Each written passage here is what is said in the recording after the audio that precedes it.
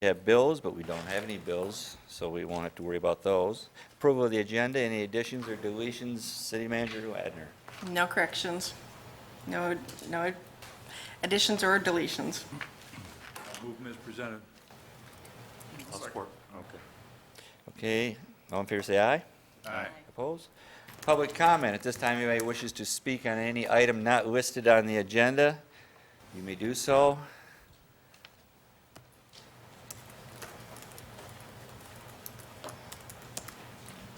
Harold Richards, 390 Lennox. Just want to have a brief moment to give you an update, give you a heads up on something. I was up at the Knolls several times, our newly being created subdivision, and I have to give Mr. Elko a fair shake. He's doing an excellent job, in my opinion. There's just one word of caution that we have no control over is the bridge. He's got to be allowed to build a bridge. He has to have one, okay?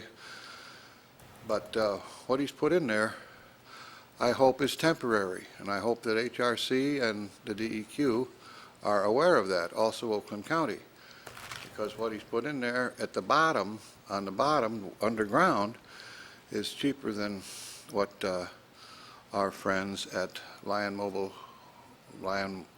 Woods Mobile Home Community have, and I didn't think you could get cheaper than that. However, okay, he's got to be allowed to put a bridge in there to get his equipment back and forth and build a place. And I hope that they're watching it. When I went there 2 times, 3 times, I didn't see any HRC trucks around, but I imagine they've been in and out on a regular basis. And I hope they're keeping in touch with it and offering reports to you. And he is piling up boulders in the middle of the place, 1,000-pounders, so it looks to me from a distance, which is a good sign. He's being conscientious. He could bury him. Nobody's going to tell him not to. It must have took a lot of boulders to build that grade for the railroad. When you think of the angle of that grade for the railroad, the duration that it lasted there, must be a lot of rocks in that location. So just something to bear in mind. Anyway, the place is coming along nicely. I haven't talked to him directly, but I'm just letting you know. Ryan, hit it. If you're gonna, you got anything to say? Go ahead. Nothing to report on that. You said it all. Anybody else?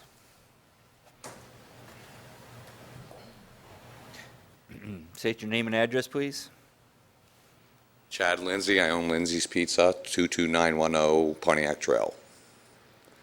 I came to talk to you guys about the transient merchant's license, which I thought I was going to set up at the Corner Cafe with Derek, my barbecue for the Pumpkin Fest.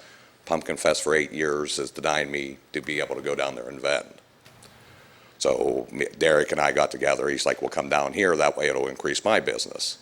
Then I was informed after I talked to the police, and they said they thought I was just going to store my smoker there.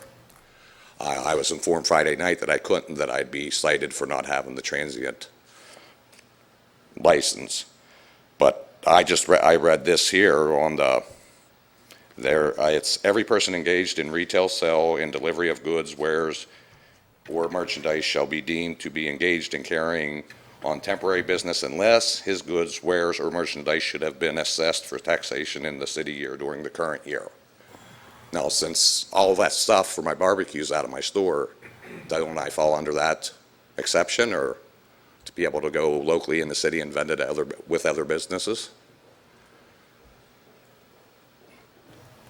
We can't answer you at Yeah, this this point. isn't a Q&A. You just do Okay. your thing. Yeah. All right, so how do I go about that? Well, you can hope to hear some responses at the end of the meeting. Okay. That's when we speak on issues like this that pop up. All right. And I was just curious, the Pumpkin Fest, I mean, is there anything governing them to where they report back to anybody or anything? Because I've tried for 8 years to get in there and vend, and with no avail. I've tried to talk to the president or anything, Mary Poole, when she did it, and they were just saying, well, Randy Paradise is in charge of the vending, it's up to him. I mean, is there any guidelines that they go by that you guys know of, or any checks and balances for them? That's another, I'll hear it then. Well, I mean, they do have a committee that oversees the entire project. I could so say you need that, to speak Glenn. to them, It's you just- know. Leave it And as talk supposed to to be. Lynn about your temporary license or whatever it is you're talking about. Just come in and speak to her to try to get the understanding there. Okay, yeah, I mean, I just, I can only say I wish there was Pumpkin Fest officials here, but I'm sure they're still wore out. They put on quite a show, right. so. So and that I know they put in a lot of time on it. So, all right, anything else? no, that's it. Okay, thanks.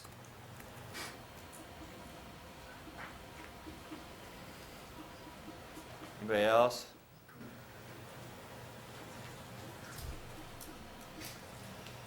Hi, Ryan Cottingham, owner of the Witches Hat Brewing Company. I just want to speak on behalf of Chad. As a business that relies on Chad doing his mobile vending in our place, it's very important to our business that he sets up. You know, we kind of work hand in hand. It gives him business, it gives us business. It's very supportive of both businesses. And when we establish our business, you know, we very actively, at least I believe that we very actively, you know, made sure that we could have food trucks. And everyone we spoke to said that there was no restrictions on any sort of mobile vending or food truck, you know, just private property, we could do what we want. And not necessarily do what we want, but we could have food trucks because South Lyon didn't have an ordinance or didn't have any stipulation on a food truck type of vendor.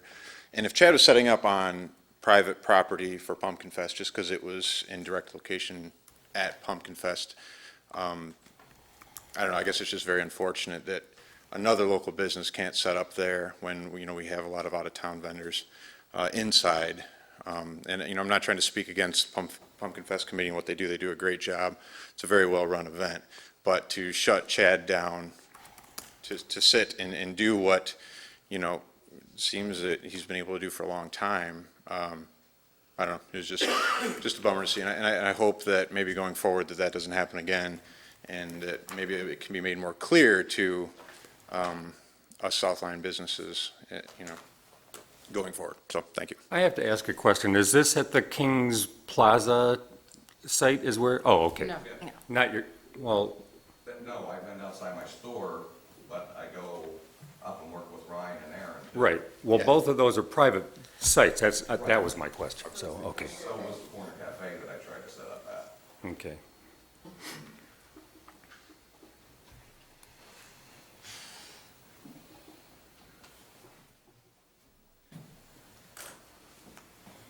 Hi, I'm Camaro Clark. I also own a local business, Mickey's Dairy Twist at 22912 Pontiac Trail.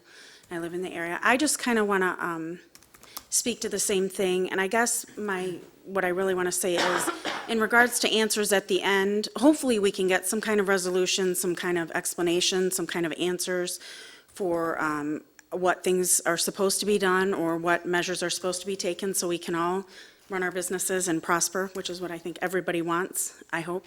But if that isn't the case and we don't have answers, then hopefully you guys will give us, you know, whether it's seeing Lynn or whatever we need to do, the information that we need to do to be able to do what we need to do. Does that make sense? Mm-hmm. Okay, thank you, that's all. That's why we like these questions, because then we can research, and if we don't know everything, we can research it and get accurate information back to you. Okay.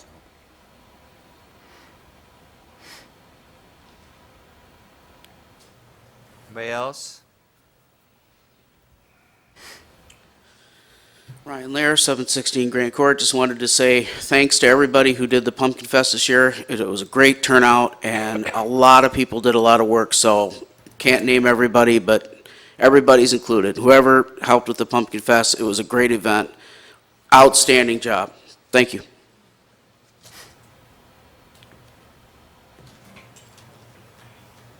All right. Okay, we can move on to old business, which we do not have any, so we'll move on to new business. And we are going to have a presentation of our audit by Plant Moran. Doug, I'm going to throw the reins to you. Mr. Boyer is here representing his firm with a few others. I'm sure he'll name them off. Thank you, Mayor. First, let it be said, I think I need to attend the Pumpkin Fest based on all the support that's here next year, so I want to make sure I get that in the calendar. I appreciate the opportunity to come and meet with the mayor and the city council to talk about the results of the June 30th, 2015 financial statement audit. I do have two colleagues with me here, Keith Szymanski, Spencer Tawa. They're going to walk through some of the graphs that are in your packet in a moment. But before I get started, I wanted to first thank a few people. As you might expect, the audit is quite an endeavor each year. This year we tried something a little bit different. We came out prior to the year end and sat down with Lori, the city accountant, and went through some of the new things that had happened during the year, as well as some of the items last year that had resulted in some adjustments. Got those addressed before the year-end close, and that really went to a much smoother year-end audit this year, and we didn't have any significant deficiencies as a result of that, so I'm pleased to report that. And we'll continue to do that as a best practice going forward. I'd like to thank City Manager Leitner for her assistance during the audit, as well as Lori, the City Treasurer's Office. You even got the Police Chief involved a little bit this year as well, so a number of people helped during the audit, and we appreciate their efforts and cooperation. Prior to this meeting, we do sit down and go through draft financial statements and our comments letter for council with the city manager. It's really a chance to kind of reflect on the year, talk about how the process went, talk about how to improve that going forward, and also discuss any ideas that we bring to the city council's attention. So there are a number of agenda items that we go through with her. That was a very productive meeting that really kind of led to the final deliverables that are in your package right now. You should have three deliverables. There's the city financial statement audit and supplemental information package. There's also a graph package, which Keith and Spencer are going to walk through in a moment. And then there is a letter to the members of the city council. This is kind of the year-end close audit communication, as well as a number of ideas that we wanted to share with you as well. And I'll walk through that after we go through the graphs. A couple things you won't find in the graph package that I just wanted to highlight this year, just related to the city's financial statements. First of all, you did receive an unmodified opinion on the financial statements. That is the highest form of assurance that you can receive from a third-party independent CPA firm, so I congratulate the city on that. Secondly, no significant deficiencies. We did have some last year, so this year I'm happy to report we didn't have those, as I mentioned earlier. A couple other things. The city invested over $1 million in capital assets this year, and that was kind of split between the general city assets and the water and sewer assets, so you continue to reinvest in the infrastructure and equipment of the city, which I think is really important. You also paid down net about $700,000 in debt between your water and sewer fund and your general obligation debt this year. Most of that, probably 70%, or a little bit north of that, was in the water and sewer side, but you continue to pay down your debt while still supporting the infrastructure, so I think that those are good things to highlight. And then lastly, this year was the first year, you may have recalled us talking to you last year, and there's been a number of communications around the implementation of a new accounting standard.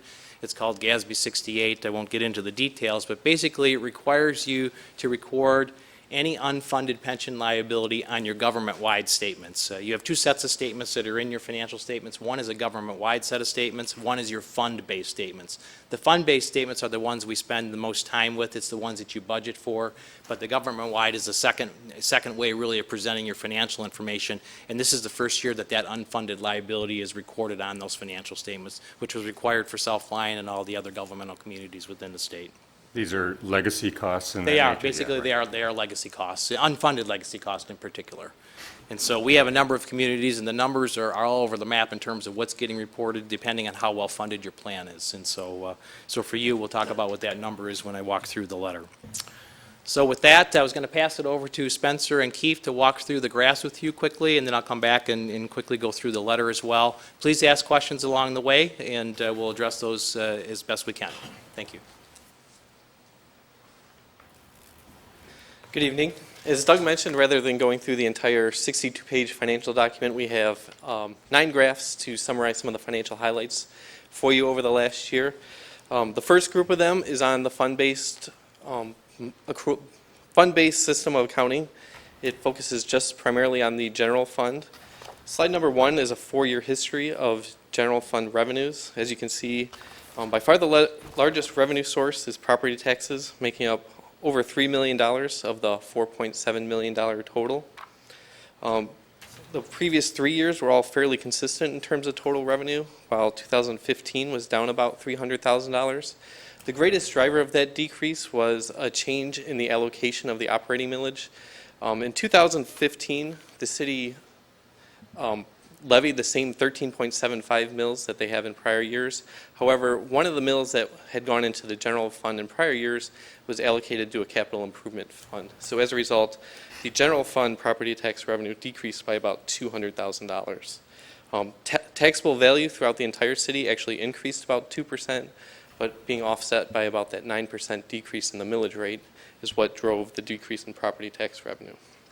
Aside from that change, the general fund revenues were quite consistent compared to prior years, and as we'll see, due to the city council and management keeping a close eye on the budget, they've maintained the same level of healthy fund balance they've had in prior years.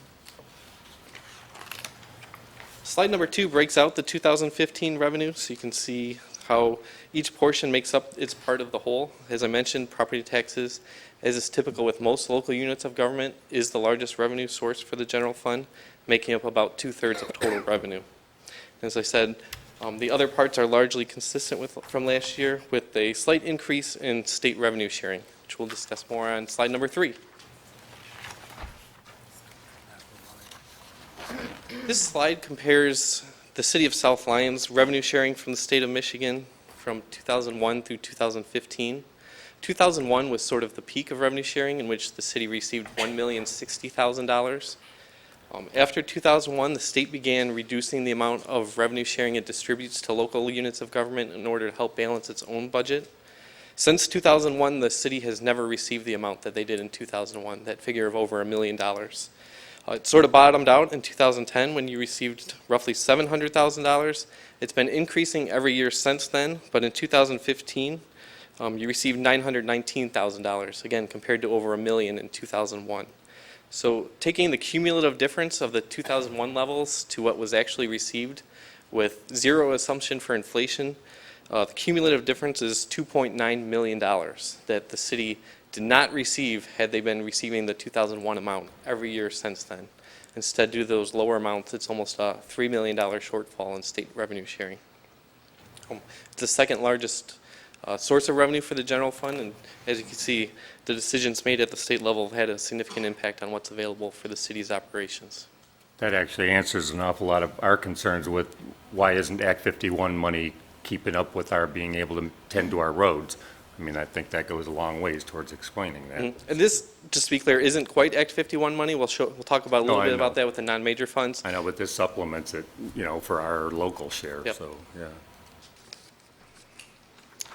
Slide number 4, we've got a 4-year history of general fund expenditures.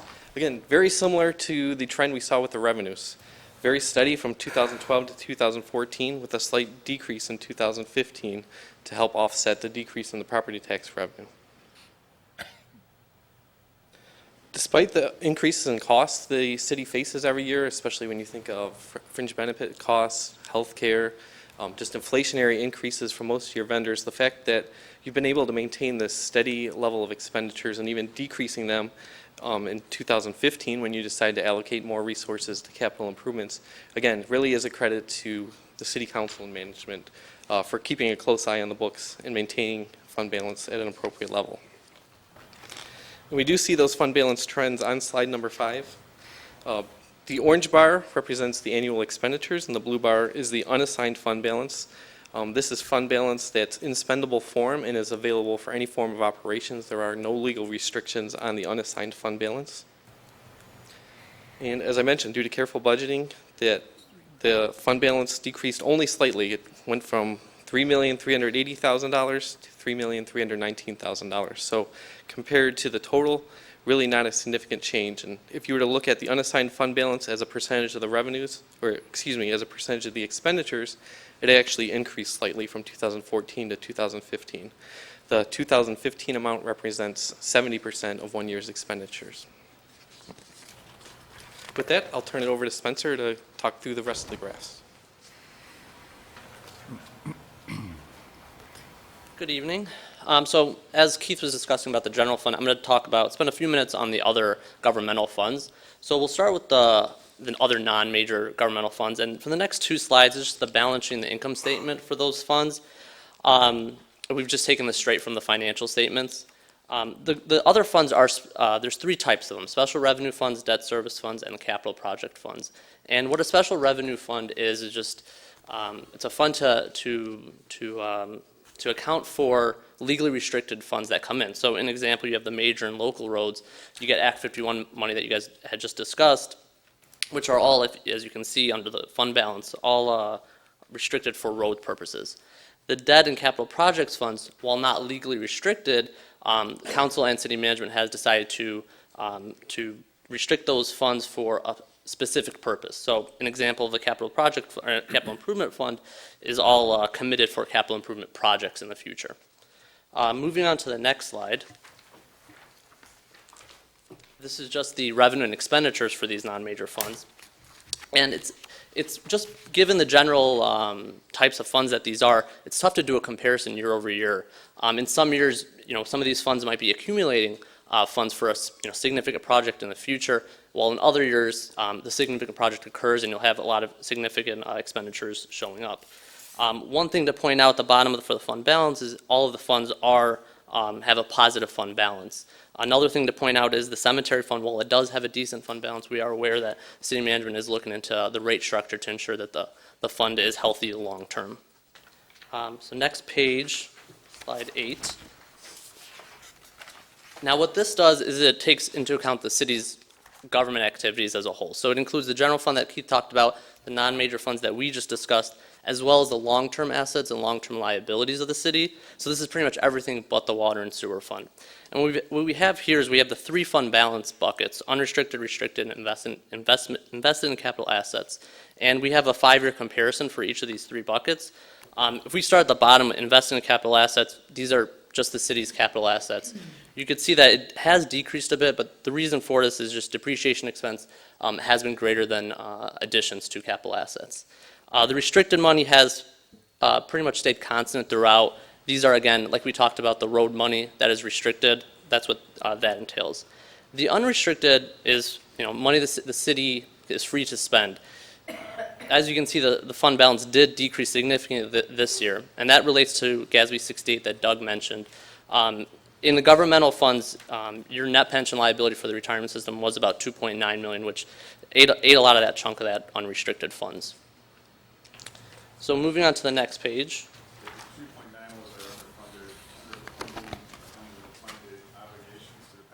The pension fund, yeah, for the governmental activities. Yep. The next page talks about the water and sewer fund, and this is just a comparison of revenue over operating expenses for the past 5 years. You can see the first 2 years in 2011, 2012, pretty consistent, the revenue and the expenses, pretty on even scale. 2013, you could see expenses did go up. This relates to the DWRF grant, which you guys did receive and spent. One thing to note about that is it did help your water loss percentage. It did decrease for the past 2 years, we've noted. 2014 and 15, you could see that expenses have exceeded revenues. So we just recommend to the city to keep an eye out on the rate structure for the water and sewer fund to ensure it's healthy long term. So that concludes our graph presentation. I'm going to turn it back to Doug for the other deliverables. The last graph that Spencer talked about there really tries to take a look at the true cash activity of the water and sewer fund. And so it takes the numbers that are in the financial statements and puts them on a cash basis to get some sense for, do we have more cash coming in than we have going out? And you can see, at least for the last couple of years, we have been putting more cash out the door than we've had coming in. And really have 2 sources of cash in the water and sewer. One is our rate structure related to what's billed to the users of the system. And the second is we do have allocated property taxes that go into the water and sewer fund to help service some of the debt. Even with those revenue sources, we are not generating enough cash. And so if you look at your cash balance in water and sewer in the previous 4 years, it keeps coming down about $500,000 a year. And so you still have enough cash there for the moment, but you are going to have to address that situation going forward, or you will run out of cash down the road. It's a few years out yet, but right now we've been kind of dropping in about $500,000 increments per year the last couple of years. The last item in your package is the letter to council. And this is really kind of the back-end communication. On the front end of the audit, we do sit down and meet with the mayor and send a communication out to the council members that talks about the scope as well as the expectations around the audit and any of the risk areas that we've identified. So the front end of this letter is kind of the back end of the other letter that was sent to say, okay, now the audit's completed, here's what we found, and here's kind of the report out for that. So I won't spend a lot of time on that, just a couple quick things. On page 2 at the bottom, it does talk about, and as described in note 11, so that's footnote 11 to the financial statements, again, another reference to the fact that we did book the unfunded legacy costs there, and as Spencer mentioned, that was about $2.9 million on the government-wide and about another $700,000 in the water and sewer fund this year. On page 3, really just a couple comments around accounting estimates. So every year when you have audited financial statements, there are some numbers that are estimates. They're not all right to the exact dollar. And there's a number of reasons for that. And the 3 items that we identified here are, 1, the unbilled water and sewer receivables, which at the end of June, you have sections within your city that have not been billed. So there's an estimate of what those amounts would be based on historical usage. And both your pension and your post-retirement benefits do have a number of assumptions associated with those with respect to what those future obligations are going to be. So those are also estimates in your financial statements. We do look at the process around those estimates, how those are put together, the methodologies, and found those to be reasonable, but we wanted to point those 3 out. On the very bottom of page 3, we talks about corrected and uncorrected misstatements of the financial statements, so we didn't have any uncorrected misstatements. We did have 2 journal entries this year. They were relatively minor amounts, and so we did not feel that those were that significant. On page 5, other recommendations and related information kind of starts our section 2. At the top, we did mention again that we did have a couple year-end entries. A few other things to note. We do have some suggestions around improving the internal controls around your technology, in particular passwords, lengths of passwords, complexity of passwords, lockouts and timeouts. And so there's a comment in there around that, as well as keeping your server room locked so that access is minimized to only the right people. In the middle of the page, there's an item in there around account balance reconciliations. And really 2 areas there. There's a receivable and a payable on the books where the reconciliations really need to be updated a bit. I know that the city manager is in the process of doing this because we discussed it at the draft meeting. Those 2 areas there do need a little bit more attention, so we've pointed those out. Sick and vacation time bank. So overall, that we did some sample testing there. That went fine. We did have one instance where a time slip was not turned in for the individual, so we want to make sure that that process continues to be followed repeatedly each and every time. The person in that instance did have the time available in their bank. It's just the slip was not completed. So that was one exception that we noted, but overall, that was the only item, and we did test a number of those. Lastly, with respect to cash drawer reconciliation, we believe it's a best practice to always reconcile at the end of the day, once you're done collecting, as opposed to the next morning. And so in most instances, that is done. We would recommend that that's always done. A couple other quick things. We talked about the water and sewer cash situation, so I won't cover that. I know you're bringing the BSNA software on board. One of the advantages of that is right now, a number of your fixed asset lab schedules are on Excel spreadsheets, pretty detailed spreadsheets. They're in good shape. The spreadsheets are in good shape. But once that BSNA gets up and running, we would recommend that you move that data right into that software module.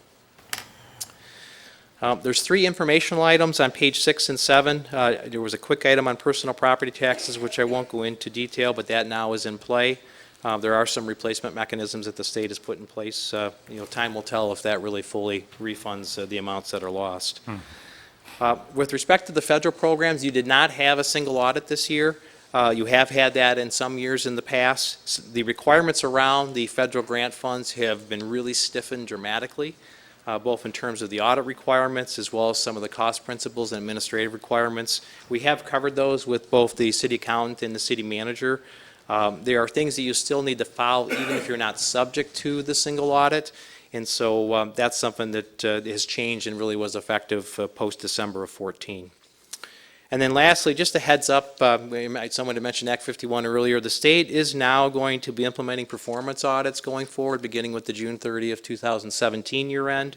Those are really to verify compliance with the requirements under Act 51 with respect to use of funds, transfers of funds, as well as some of the administrative cost allocations that are allowed, how you're using the money relative to non-motorized improvements, as well as for preservation or construction.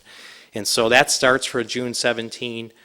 So that's something that in the past, we've always looked a little bit at that relative to the administrative costs and making sure that the transfers between major and local roads were allowed. But with respect to the financial statement audit, that's all we were required to do. This will be a little more robust process now that the state's going to institute. It's not clear if it's going to be every year, every other year. There's still information to come out on that, but we've informed city management and we've sent information along with what we know today, but that's something that's coming down the road. So with that, I'll conclude unless there's questions. Yeah, Please. I've got a few. Well, first off, that Act 51, to be able to scrutinize that as robustly as you're talking to seems pretty late in the game. Pretty much people are scrambling just to stretch their Act 51 money out to be as usable as possible. The unrestricted fund balance, I think that with the application of the new rules on that, it really is sort of paints a relatively misleading picture, at least from the historic perspective that people look at that fund balance, simply because that's like MERS is such a long-term expenditure that, you have a lot of time to adjust to accommodate that. So it seems kind of funny, and over time, we'll get used to seeing that in the graphs being such a shrunken version of what it used to be, but, I don't want anybody overreacting Right, because of yeah. this. And by the way, every community has that because in Certainly. effect, you had to take that unfunded legacy cost and put it on the balance sheet as of the beginning of the year. Right. So that, the only. It's too bad it wasn't the only- done a long time ago, Yeah, because it would have absolutely. painted a much more accurate picture for everybody. There's an awful lot of communities that are suffering huge problems because of that, but, okay, and I thought we had a bond that was about to be retired in not too long in our wastewater treatment fund, our enterprise fund. Oh, is it? Yeah, in the enterprise fund. So, that should end up softening a little bit of pressure until DEQ makes us put another couple of $1 million in the next licensing. I'm sorry? Yeah. Is that 16? Yeah. So, another one of those things where knowing that is kind of important in the way you look and interpret some of the dialogue that's associated with these graphs. Right. There are, Yep, no, there are agreed. things that mitigate some of the projected concerns. It also is something that would need to be taken into consideration when you look at your rate structure as well, because you're really Precisely. trying to fund those future Precisely. debt service Yeah. obligations. Yeah. I had one more, shoot, I'm afraid I don't remember what it was, so, okay, thank you. You're welcome. Mike has a question. When do you anticipate seeing an upward trend in our property tax revenue? I mean, the only reason I'm asking. Is the county this assessor here? is I'm sure there's people like me that just paid their property taxes, Yeah. and I'm noticing, I understand that, we're paying more now on our property taxes, but it doesn't necessarily reflect the numbers today. When do you anticipate at least bottoming, where we're bottoming out and we're starting to see a slight increase, if at all? So I think relative to the value side of it, absent something economically changing dramatically, you have bottomed out. So as Keith had mentioned, the taxable value now is on the uptick.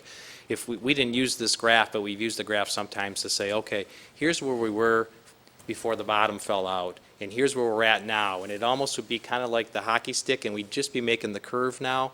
But to get back to where you were, similar to state shared revenue, is going to take a number of years. And originally, that was projected out maybe 2022 to 2025.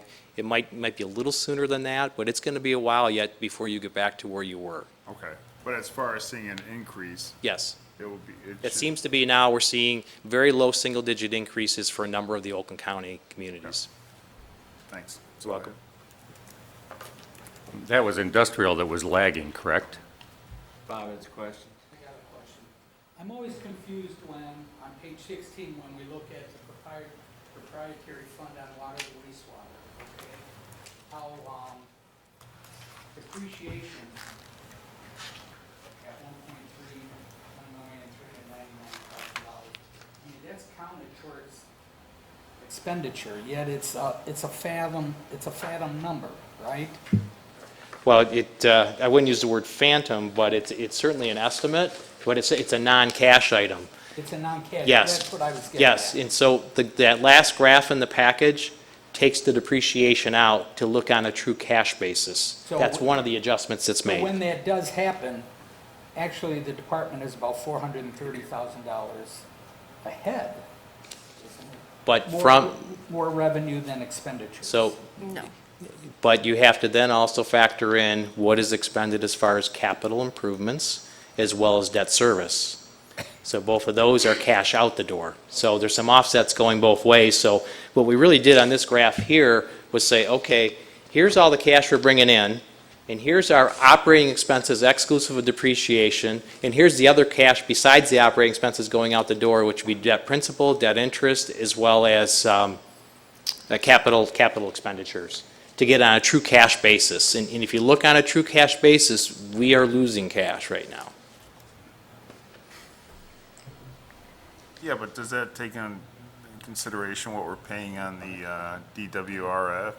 Yes, because that's part of the cash going out the door, yes. And then that's gonna be offset hopefully by when that last, But we're paying out, we have one bond that's going to go off that's 140,000, but we're still going down 500,000 a year.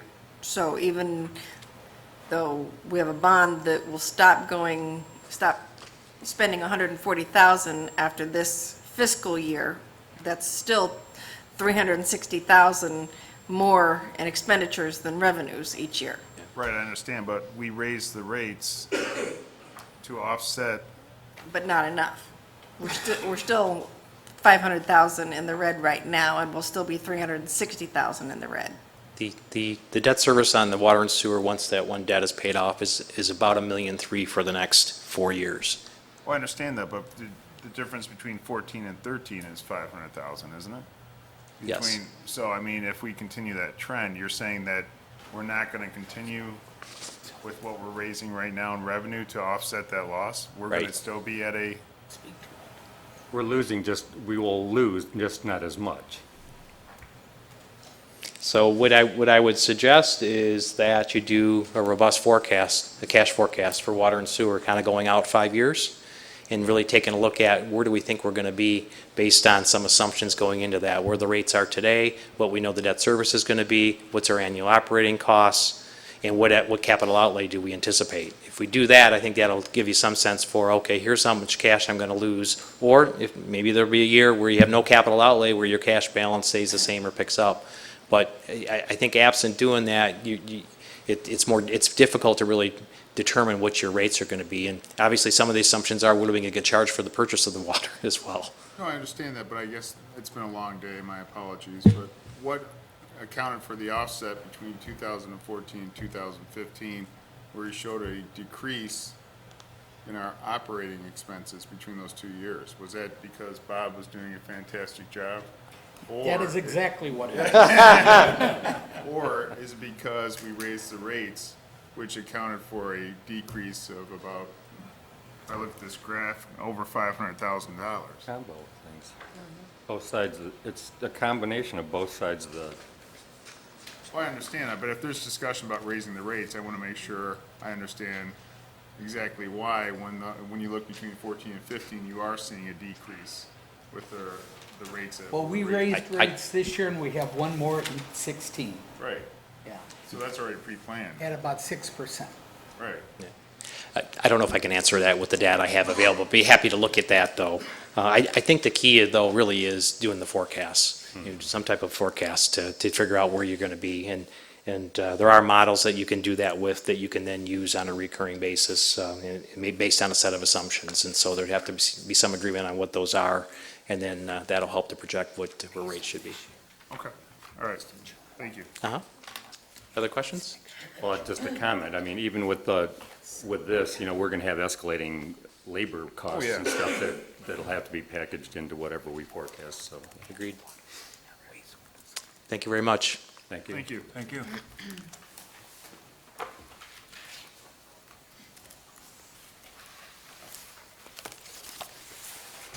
I thank Lynn and Lori for getting us through this. It's better than being told a lot of things were happening negatively, and it sounds like you're doing your darndest to do your best.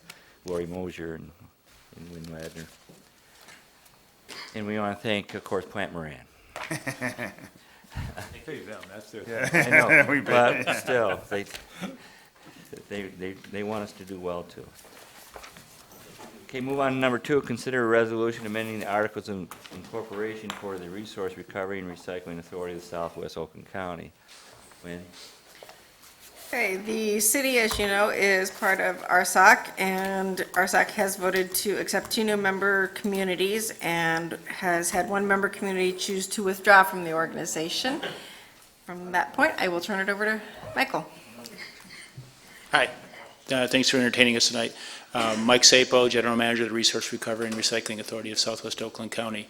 You have in your agenda tonight a resolution that would adopt our amended and restated Articles of Incorporation. As you probably know, South Lyon is an original member of the Resource Recovery and Recycling Authority. We have been approached by Milford, the Village of Milford, Milford Township. They want to join the authority. That was reviewed and evaluated by our Board of Directors, and it was unanimously supported. Since that time, both of those 2 communities have passed resolutions similar to what you have on your agenda tonight. The state law that governs our authority obligates us to have each of our constituent communities also adopt those amended, restated Articles of Incorporation for consideration before we can take new members on or make any changes to our constituent communities. The Village of Milford and both the Township of Milford both, again, want to become a member of the authority. The advantage to the authority and the advantage to our member communities is that it does a number of things. One is it increases our purchasing power simply by making our numbers larger. It helps spread our administrative costs out among more communities, and it provides additional access to additional events here in Southwest Oakland County. For example, the township and the village have a long-standing household hazardous waste event in the village each May, and as a consequence of them becoming members, South Lyon residents can attend that event as well. So if they don't make one of the other events that we have in the spring, they'll have one last crack at it at the end of May next year, if all the communities adopt the amended articles. This is my first stop among the constituent communities. Next week I'll be in Southfield, and then before the end of the year we'll visit all the other city councils with similar resolutions and ask a similar adoption of those amended articles. I'd be happy to answer any questions about the process or about the authority. I do. I don't know if you can share this with us, but why has Lyon Township decided to withdraw?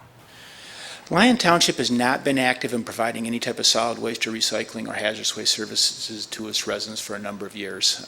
They just not something that they take upon themselves. They're one of the few communities in Oakland County that have adopted that position, but they don't budget any funds for a township-wide trash collection. They don't engage in any household hazardous waste collection services for their residents, and so they really don't put themselves in a position to take advantage of any of the services that we provide. And so as a consequence, they're just not engaged. Unlike the village of Milford and Milford Township and South Lyon and any other member communities where they're providing services to their residents, they just really don't do that. I would, while I have the microphone, I would point out, every year we do a benchmark analysis, or I should say every other year we do a benchmark analysis of the expenditures in our communities. And it's really remarkable when you look at those communities like a South Lyon that provide these services to their communities, how cost effective that ends up being.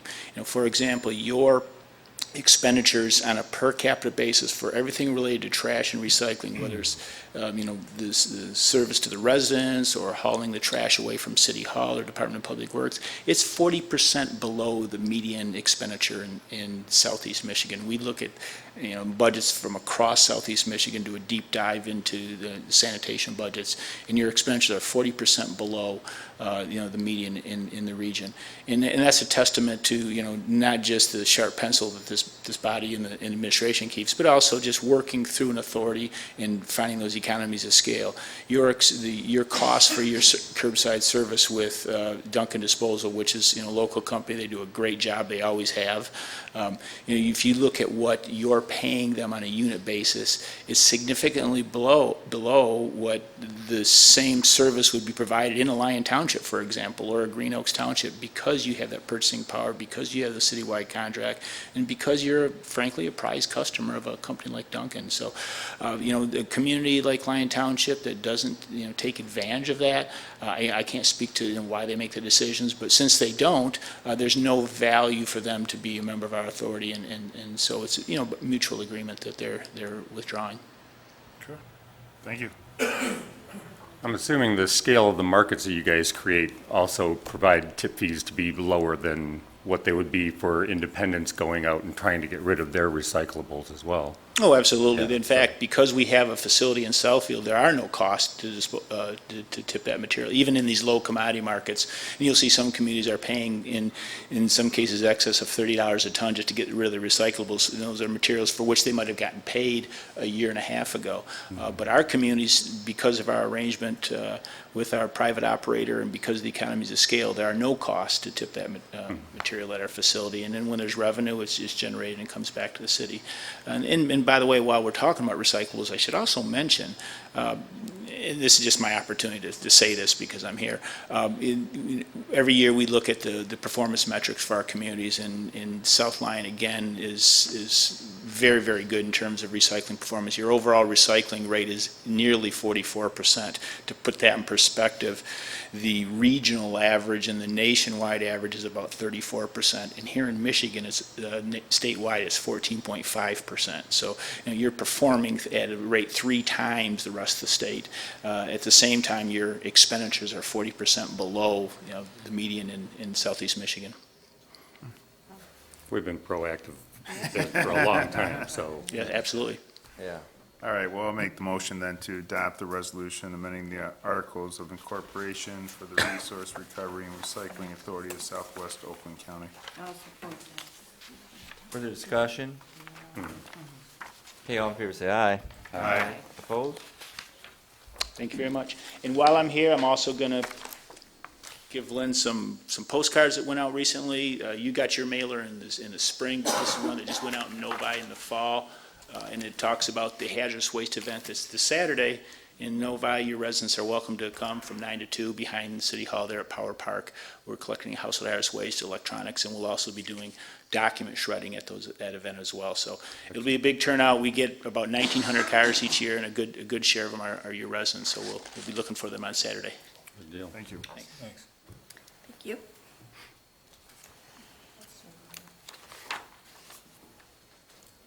Okay, we can move on to number 3, discussion with Sam LaQuinto regarding temporary storage of boats in property owned by Michigan Seamless Tube. Good evening. Can I approach with information? Thank you. Thank you.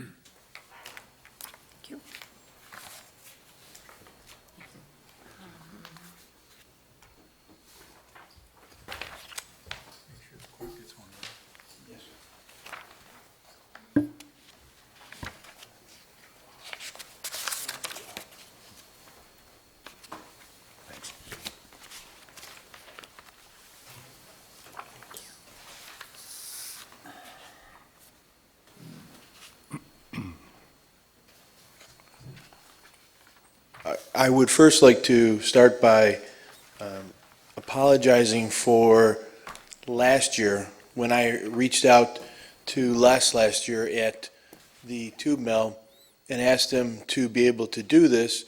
He said no problem. He and I did not know that it was something that we needed to come and ask for permission first. So I do apologize for that. If I did know, we would have proceeded with that fashion first. As you see, what the information that I passed out to you is what we are asking for is just temporary staging of X number of boats, which we listed as 60, from the time frame of October 15th to December 4th, 2015. These boats are insured through Max Marina. These boats are also licensed and registered through the state of Michigan. The staging of the boats creates no noise or nuisance. We have definitely appreciated a great working relationship with the city of South Lyon, with the wastewater treatment plant, with Mr. Martin. We created a bio barge for him, and we've experienced your DPW as a good neighbor as well. The second page is a letter from Les at the Michigan Seamless Tube Mill, stating that he is allowing us to be able to do this with permission from the council. And then the third page is an insurance form from my insurance company covering Michigan Seamless Tube Mill as we did last year as well. Keeping them harmless. Yes, sir, most definitely. I just had a comment. The only misgiving I had last year, I got phone calls pretty quickly after they started stacking up over at Michigan Seamless, and my only misgiving was we have a temporary use ordinance to capitalize on when you have an event like this. I was wondering, do you happen to know, does this fall within the timeline parameters of that temporary use ordinance? I thought it was 60 days, but I don't really know. I believe it's 60 days. I can look real quick. I can try and pull it up on the internet, because I've got city. And again, last Well, year. that would be the only thing that I'd be concerned about. Last year, he or I didn't know that at all, and again, so that's why I apologize, because if I would have known that situation, I definitely would have come in front of council first. When I talked to Les, I mean, that was my only thing I had said to him. I mean, there's a legit way to do this, but even though you own the property, you don't have the ability to just impose on the neighboring properties anything that you want to put in there. If it were for them, it'd be one thing, but to host a secondary business on their property is a different. And I understand it, and I didn't know that, so I do apologize about that. Right. And I had asked our planner, Carmen Aventini, to be here. He needed to be in Wixom for a meeting prior to this, and he had hoped to be here by now, but apparently he got held up at his other meeting. So he was hoping to be here to answer questions. The timeframe that we're asking is, again, is for a short period of time. We get an influx of customers that we get inundated with service at that time of year, and what it has just allowed us to do last year, as an example, is just to stage them there for that temporary basis in a very organized, detailed fashion, and then be able to pull from there and take care of those customers in that fashion, and then remove them off the property there at Michigan Seamless Tube Mill. They're packed in pretty tight. I'm sure you need to make sure you don't bash them in doing it too quickly. Yes, sir. Yeah. Yes. Just, that's a staging area so you can grab them. I do not have a problem with it as far as, it is zone heavy industrial, so there's other worse things sitting outside around there. These are boats. Cover boats. It depends on where you put it. If you put it in the parking lot is zoned parking, and Yeah, but he was on the lawn area. or out there. We were on the grass area, and that area was the area that Les picked out because it was non-impactful to his operation. Right. It was very easy to enter and exit. He looked and he said there's really no other place on the property because then it would impact in his business and create a potential difficulty. That makes sense. And that's why he felt that that was the best area to allow us to do so. Who knows, trying to be a good neighbor and. They are, and we've been a good neighbor back with them as well, and they have definitely been a very, very good neighbor. Yes, sir. Les got a boat? He doesn't. He does not. But one of the things that we've offered is, taking care of their employees at a discount from, for service. And we just have always appreciated working with them in that fashion. I'm hoping the council can come up with a way of approving something like this. Well, it would help if we knew what the ordinance Yeah. said, Now we, what leeway we have with the ordinance, if any.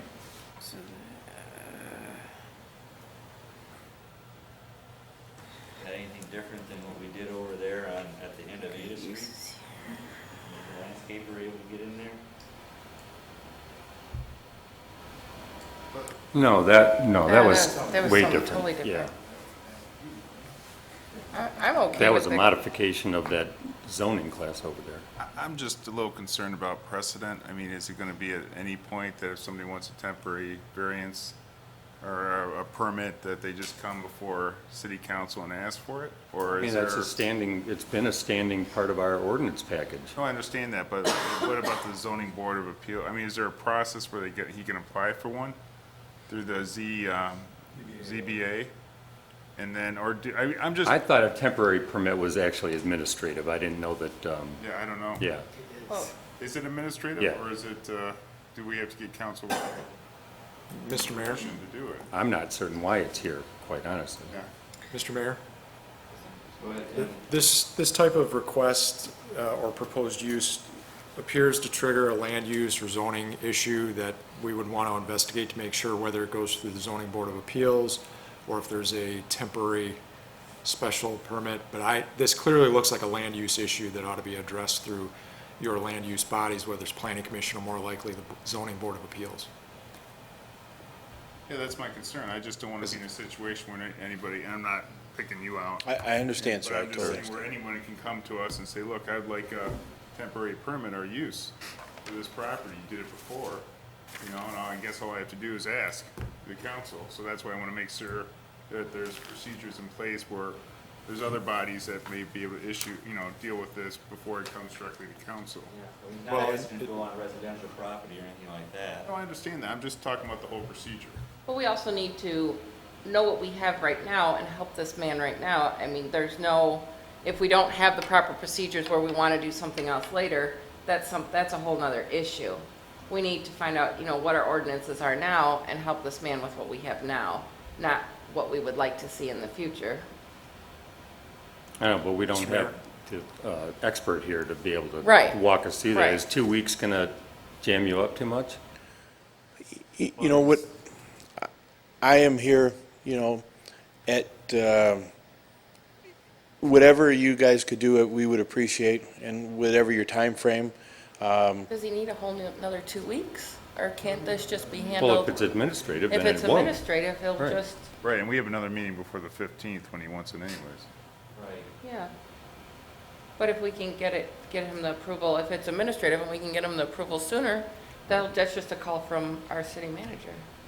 Again, whatever you can give me assistance with, we would greatly appreciate, because again, I want to follow the proper rules of the city. I don't want, now that I'm aware of them, because as an example, what triggered this, when I reached out to Les a week ago, you know, to go ahead and do this again, because last year at the end of when we pulled the last of the boats out, he said, hey, I was really fine with this. You followed the time frame that you set forward with me.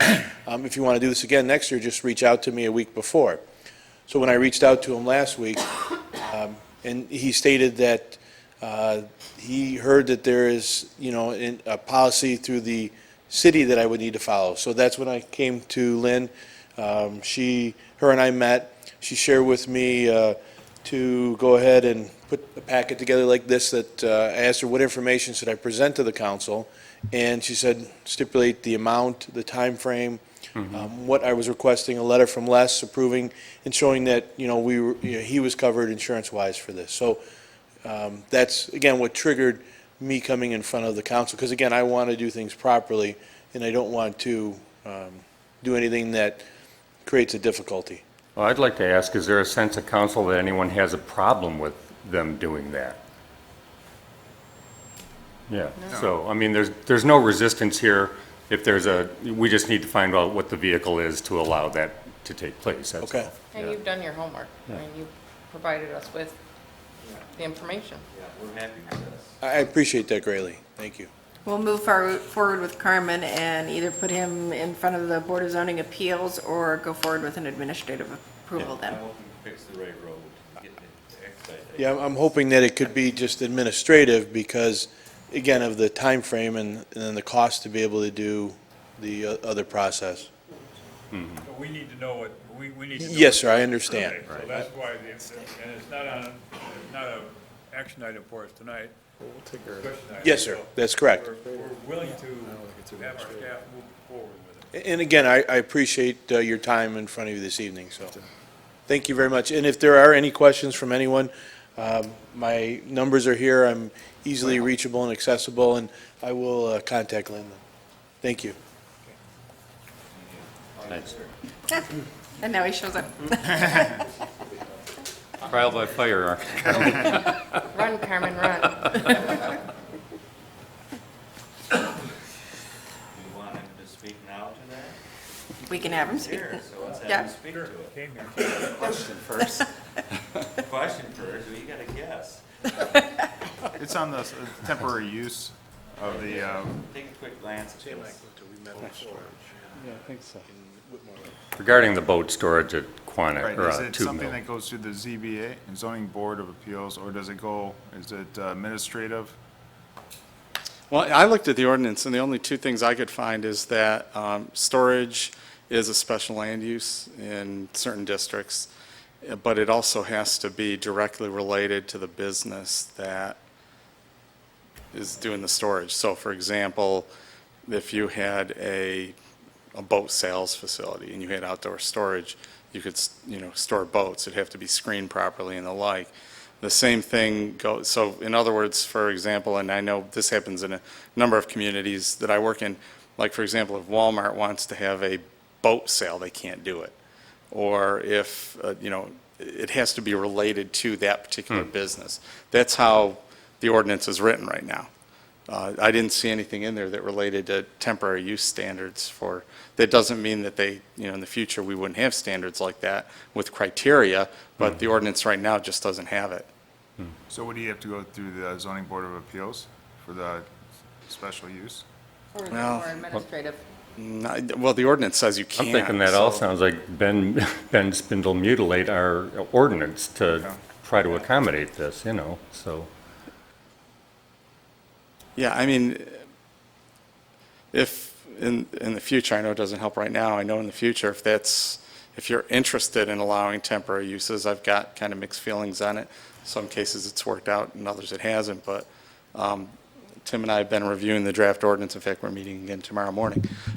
We've been reviewing the draft ordinance, and it's going to be going to the Planning Commission shortly. If there are any changes that you as a group think it'll eventually come to you. But if there are any things in advance you think are important to have in an ordinance or to discuss, now's a good time to do that. But right now, the ordinance doesn't allow for temporary uses. The difficult thing with this is there couldn't be any more innocuous activity going on. It's an enormous tract of land. This isn't an affront to anybody that's bordering on these properties. If there was ever an example of something where this really doesn't damage anybody, this would be it. But unfortunately, if we don't have rules that are laid out already, we probably need some kind of a process to accommodate it, rather than just make stuff up on the fly. Right, because of precedent. Yeah. That's my concern. Exactly, and that's as a planner, that's what I look at. It's not just how it impacts, because this could be a great situation, but what are all the other, because eventually it happens, what are all the other things that can happen in the future, and yet then they say, well, you let them do it over there, and then you're left trying to figure out the differences between them, and sometimes it's not. Then it gets turned over to Tim, and he has to try to defend that difficult situation. So we look to be consistent. So that's why, but the ordinance is the way it is right now. There's not much we can do about that right now. We can just look into the future if there's, if this is something that's desired to have a temporary use capability, we can certainly write that into the ordinance. And then we would have standards that go along with it. And then usually temporary uses are approved by, either a zoning board of appeals or a planning commission. There's ways to do that. Well, I could see it with a retail place wanting to put, fertilizer or something outside. That would certainly make sense. You don't want them just hodgepodge out there doing that, so. Yeah. Or if they had a heavy equipment sale Yeah, in a right. shopping center, and then all of a sudden we're getting all these calls from folks that, what are they doing there? So you just never know what you'll get in front of you. I think that answers that question. Well, yeah, unfortunately. We're going to have to, what the short answer is, we're going to have to rewrite the ordinance for temporary uses if we want to do something like that in the future, but right now it sounds like our hands are tied. We can't go against the ordinance. There's not a legal vehicle to allow that behavior, or activity. Yeah. Yeah, no. I appreciate it and I understand. Again, I wanted to follow the proper procedures and see if there was any way possible to go ahead and do so. Right. My concern is, if we set precedent here, if we allow you to do it now and our ordinance doesn't allow it, then it's just gonna open the floodgates. Not to say it's gonna happen, but the potential is there. Thank you. If I could add one other thing we can look at too is there's a difference between temporary uses and special events, which are like weekend type things. And if it's, and I know we have those types of events, but if new events come along, we can provide for administrative approval of those, temporary events that take place like over a week or a weekend or that sort of thing. Just makes it, that way we differentiate in the ordinance between that and a temporary use that might go on for 2, 3, 4 months, something like that. Right, which is what he needs, Yeah, so. exactly, so. Thank you. Thank you. Sorry.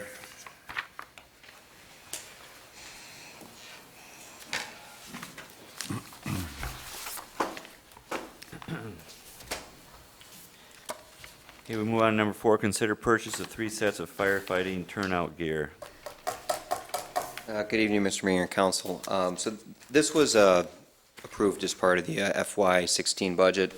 It's over the $5,000 mark, and it's also a single-source vendor.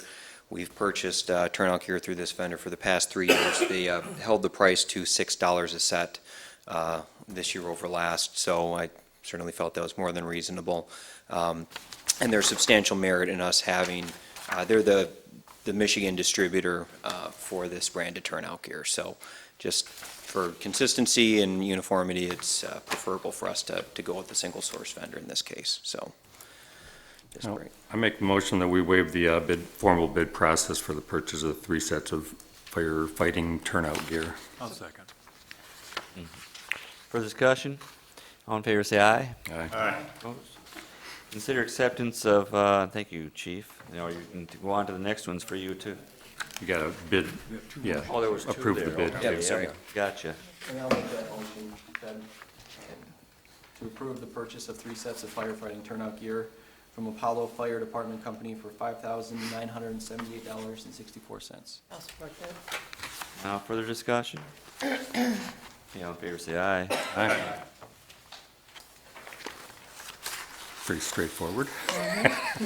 Hope so. Thanks for coming in, Mike. Now we're going to consider acceptance of a FEMA grant. Yep, so good news on this one. The FEMA grants have become more and more scarce to get a hold of.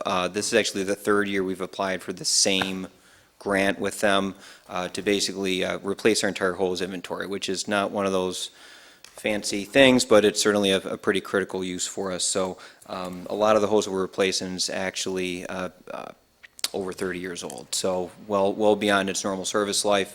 It's something that we've been trying to do incrementally, and fortunately, federal government came into the rescue in this case. So this is a matching grant. FEMA's kicking in $22,315, and then our share is $1,115. I did have that amount budgeted in this year's equipment fund for us.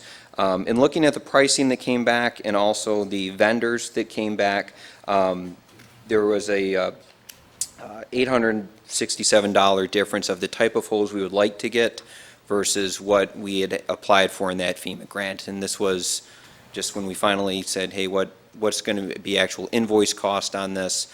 So we had $3,000 for replacement hose this year. So even with our match, even with the extra $800, we're still well ahead of where it was budgeted on this. This is another one similar where the nozzles come from one vendor, the hose would come from a separate vendor. The vendor is Emergency Vehicle Services. They're a Michigan company. The manufacturer of the hose is called Mercedes Textiles. And so we've been doing a lot of research, talking with other departments, and feel that these 2 brands of hose would work well for us. So I've done a price comparison on that last sheet. Just curious, question, what happens with the old hoses? I mean, do people have hoses that are 50 years old and you can donate them to them, or what do we do with those? Do we recycle them?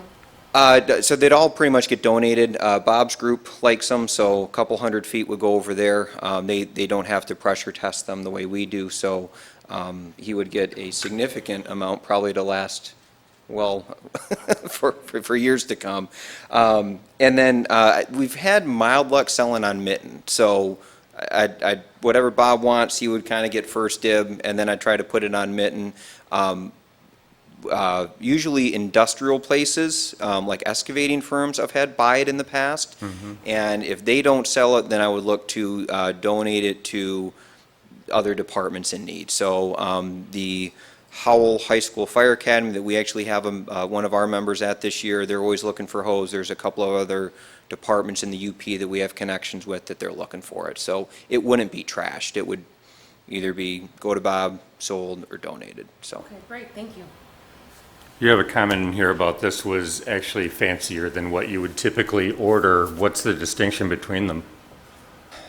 This is lighter, and it has some egress markings on it, and it also has a decreased friction loss. So, yeah, this is...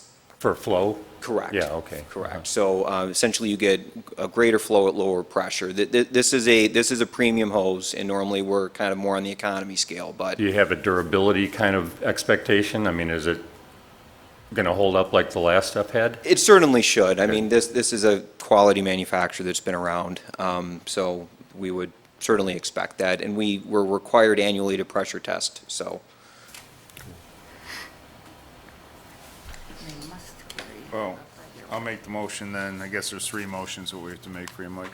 Number one is to accept the 2014 FEMA grant of $22,315 and approve the expenditure of the matching funds of $1,115.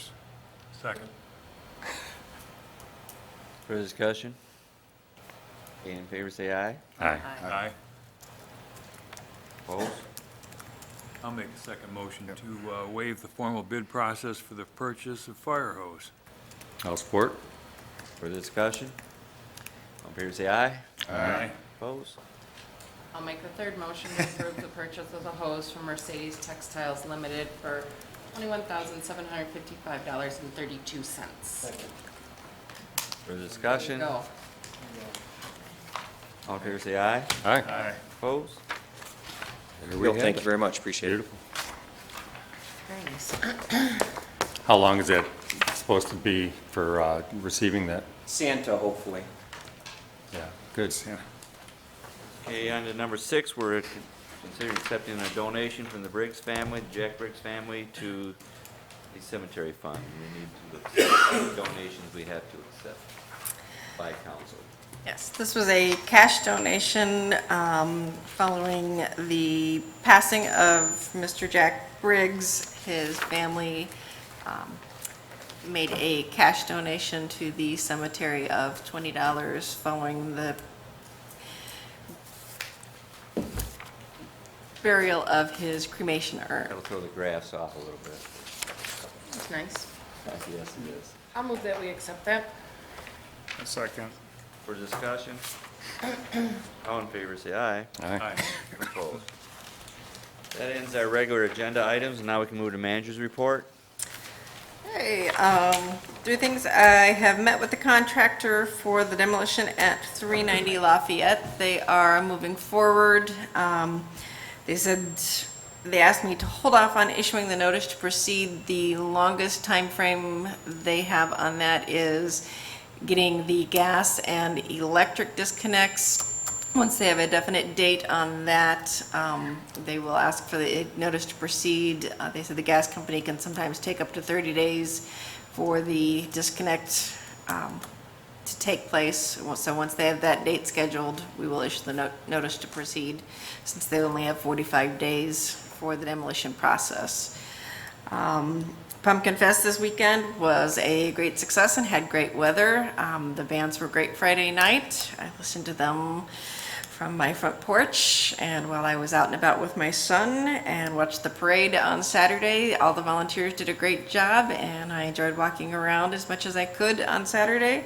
And I think the committee did a great job, as they always do, and want to thank everyone that helped with the parade and the entire Pumpkin Fest, and that volunteered, and everyone that came into town and enjoyed the festival. And we will be having HRC here for the second meeting in October to formally adopt the roadway asset management. They can't make it here for the first meeting in October due to conflicts, but I wanted to let the council know, and I will be sending out the finalized plan tomorrow so that you'll have all of October to look at it before they come before the council. That's all I have this evening. Hey, Joe? Well, Lynn, you mentioned Pumpkin Fest, and I as well wanted to thank all the volunteers. This is a volunteer organization, 31 years of Pumpkin Fest going strong, and I know it takes a lot of work and countless hours, so I thank them for that. On Pumpkin Fest, though, this area, South Lyon, is growing tremendously. And as the area grows, especially Lyon Township and surrounding communities, the festival grows, and there's always room for improvement. One area of improvement that I would like to see is bringing more local vendors to Pumpkin Fest. Last year, we heard a wrap-up presentation from the Pumpkin Fest committee, and I made that suggestion and said it would be nice to see more local vendors, and I was told that it was difficult to find local vendors who would be willing to participate.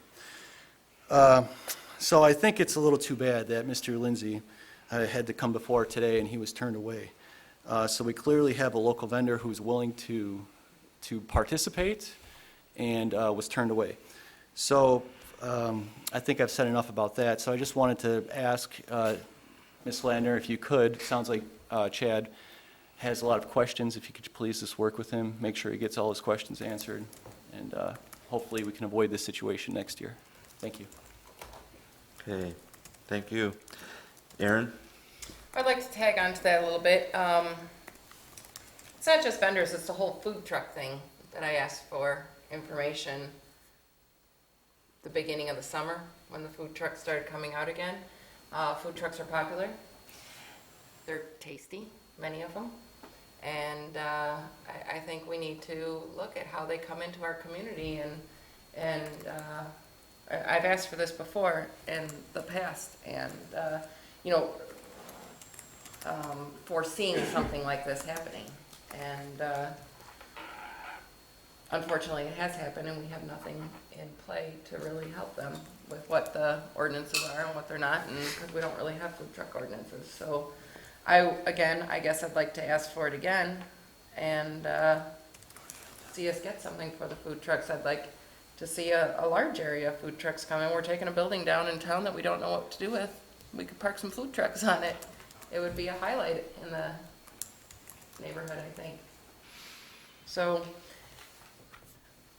I would like to see something go forward where we have more access to that, and it's fair to the people who have brick and mortar buildings as well as fair to the people who have the trucks.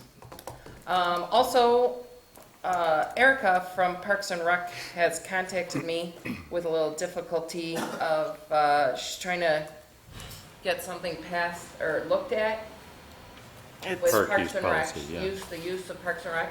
It's been looked at, Tim's looked at it, the whole commission has a red line copy.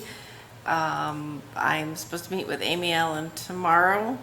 The Parks and Rec Committee meets the 14th of October.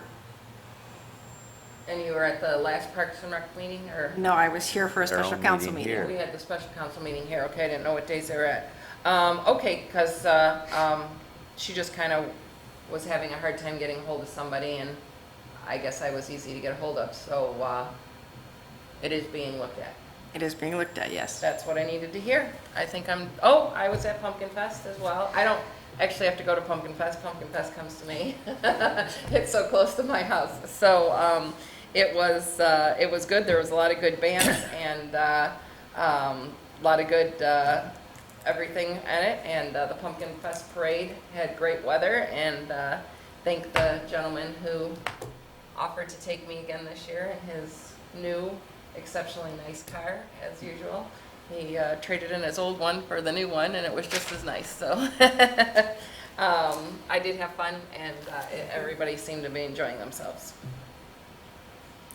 Well, Pumpkin Fest, the thing that I enjoyed the most, obviously the volunteers are just spectacular. We're very fortunate that people dedicate as much time as they do to provide something as cool as that festival for everybody, those that don't lift a finger to do it, to those that work the entire weekend to help pull the thing off.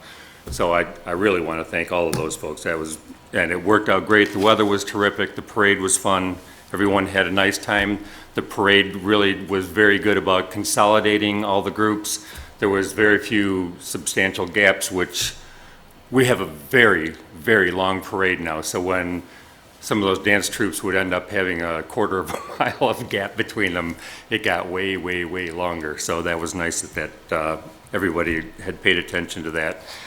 The pipe that Carl had suggested was installed over at Knowles. That's all temporary. That's going to end up being a box culvert that is exactly to our spec and serves exactly the way it's supposed to. So as they're working on that location to try to get the roads graded and all that stuff, they had to have something to validate to DEQ that water could still end up flowing through there. So if you saw a pipe that didn't seem as though it was substantial enough for long-term, it probably wouldn't be. But they're obligated to put that box culvert in under the bridge, so you don't need to be concerned about that anymore. So that's all I had. Thanks.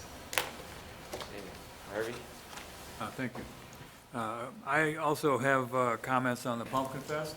I was there all 3 days. I was in the parade. It was an outstanding event, I thought.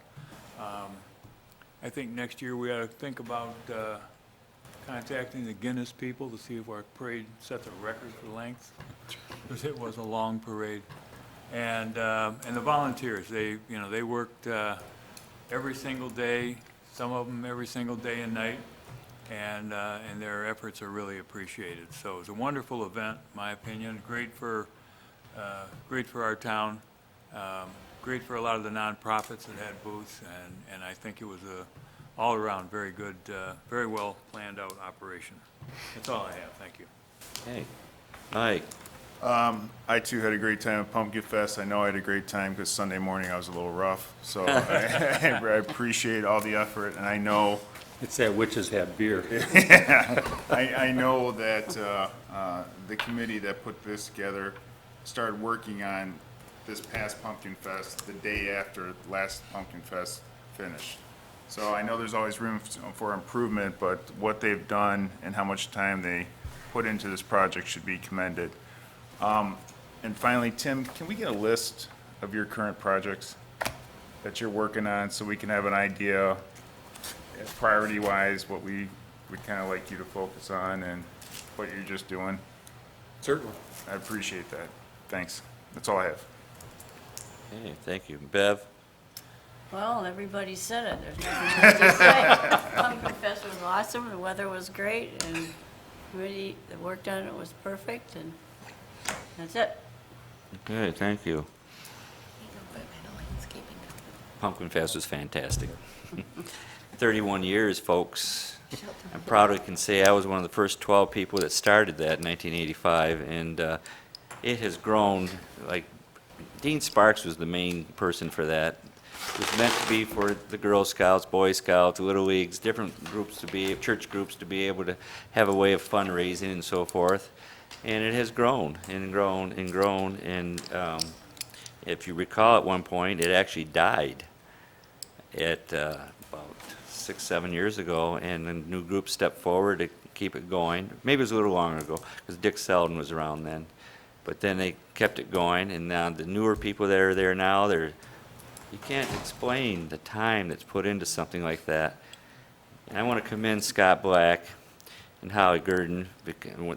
There's many in the group, but those two have worked constantly, diligently, trying to make everybody happy as they can.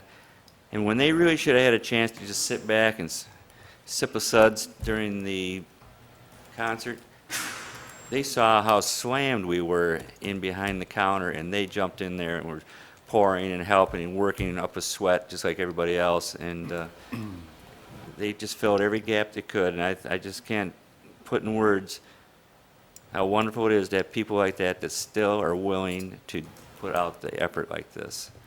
And of course, Phil Wypert puts the parade together. I know he gets Dana to help him, but he's the one taking all the paperwork and reminding people, you better get yours in. And, you know, Phil doesn't have a lot to do, so. But anyways, I'm sure as a council, we thank you also. And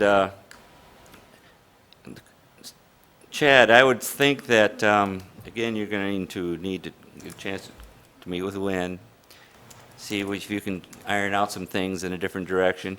I wish there was Pumpkin Fest. It's too early for them to come here and give a report. It's just, I'm sure they're just recovering physically, let alone mentally. And, you know, it'd be nice if they can answer some questions, but I guess would ask a question. Did you apply for entry ahead of time with the, through the webpage, as they request that everybody do? Yes, and I didn't get an answer, so I called and Randy Paradise is who's in charge of that. Instead, he was already full ahead of waiting list. Again, we don't know what all it entailed or what past history has taken place. We don't know. As a council, we don't know. We certainly we're going to overstep the group that puts on this. They are a separate entity. Yes, we give them permission to use the streets and so forth, and they pay for the police service too. That the protection that goes on. I mean, they fund everything on that. So hopefully something can be ironed out on that, because everybody knows we smell your business, and I mean it in a positive way. The fragrance permeates through the community of your ribs, and I hear nothing but good about them.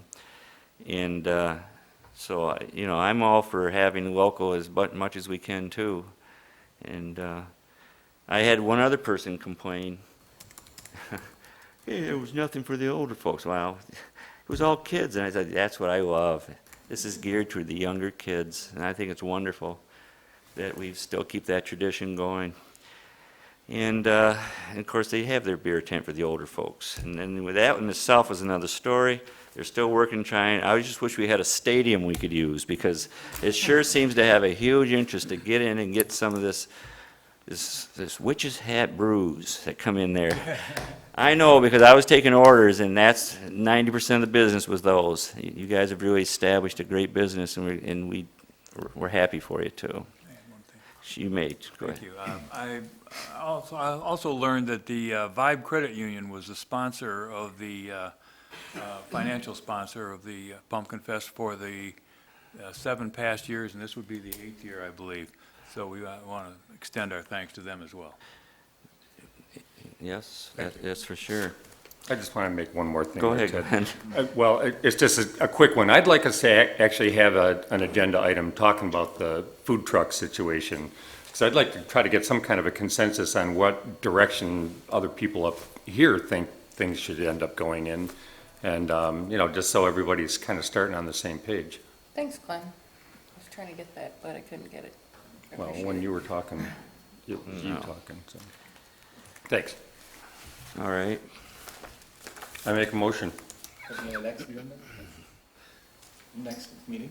Well, I think that'd be fine with me, you know, I mean, I'll be okay with that. not a, you won't be acting on anything, just a discussion piece, so. All right. Call for adjournment. Yeah, I make that motion. I'll support that motion. Okay, all in favor, say aye. All right. That ends this meeting of approximately 1 hour and 28 minutes.